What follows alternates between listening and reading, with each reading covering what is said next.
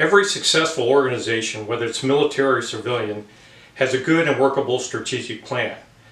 Now the first part is to describe a vision. This is looking 10 to 20 years in the future.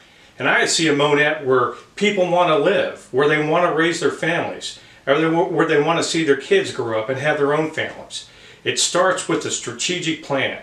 Now that's a 5-year plan, and the major components of my 5-year plan are to provide adequate housing for all ages and incomes, to revitalize the downtown, and to change City Hall so it's looking into the future and is responsible to all the people of Monett. Now if you don't have a plan, you're not going anywhere. You're reactive and you have to respond to the winds of change. But if you have a plan and you're moving the direction toward this vision, this 5-year plan, you'll find unexpected opportunities and you will find some obstacles, but you have to go on that journey to discover how to get there. And there's always a way to get there based on my experience when I was uniform. Now I like to think big, because if you think big, you can get big results. Now Monett has all the foundations to leap ahead. They've got a great school system, great city parks, and a lot of dedicated and professional employees. Now I've been a lot of places, but Monett is home, and I want to see a better Monett. Now right now the city doesn't have a plan, but that hasn't always been the case.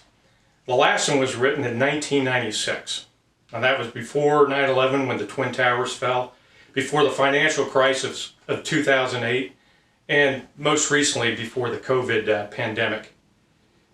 Now, do agree that the plan of 1996 was supposed to last 20 years, but it hasn't been updated since. And when I looked at the plan, I went to section 15. That's the last section in there. And that's a list of all the major findings and recommendation. And when I got to section 15, in the very first paragraph, I'm going to read this for you.